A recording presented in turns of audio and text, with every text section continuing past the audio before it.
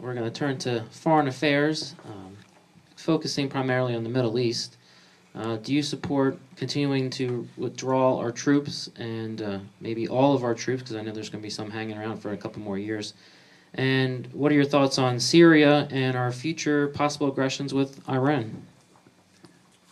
I do believe that we should do a strategic withdrawal from Afghanistan.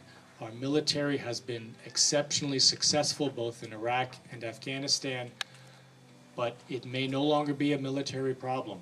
It may be another problem that needs to be taken care of in other ways, which could include foreign aid and NPOs, especially in Afghanistan. It's a horrible situation there. Going forward as we are now, or pulling out, will not be positive for thousands of people.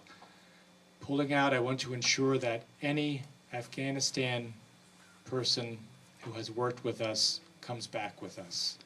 We cannot leave our soldiers or sailors behind, and we can also not leave our allies and friends over there behind. They need to have the option to come here and to be resettled. Syria, I think we've handled that well, and I believe that the regime will fall on its own accord. And in terms of Iran and nuclear weapons, I also believe that the president has handled that well. Sanctions will work. Iran does spout quite a bit of rhetoric. They are very dangerous, but historically they have been able to act in a rational manner beyond what their rhetoric says. And of course, we need to be able to stay with Israel. Israel is our #1 ally. Israel is the only democracy in the Middle East, and support for Israel should not waver. Jackson? 10 years after 9/11, the question is not, why did we go to Afghanistan? The question is, why are we still there? The answer, we are told, is that if we left, the Taliban would come back, and if the Taliban came back, Al-Qaeda would come back, and if Al-Qaeda came back, the U.S. would again be attacked. All of that is wrong. If we left, the Taliban would take over more territory, but they are a hated group in Afghanistan and would not retake the country.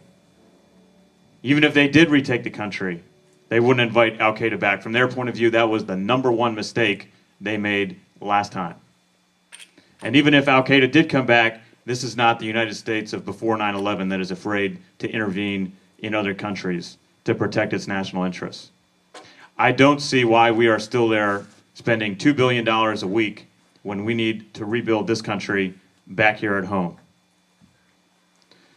With regard to Iran, I believe that we must ensure that Iran does not develop a nuclear weapon. We need to keep all military options on the table. I do believe that sanctions will work, but the development of a nuclear weapon in Iran is not only a threat to our ally, Israel, but it's also against the strategic interests of the United States in that region.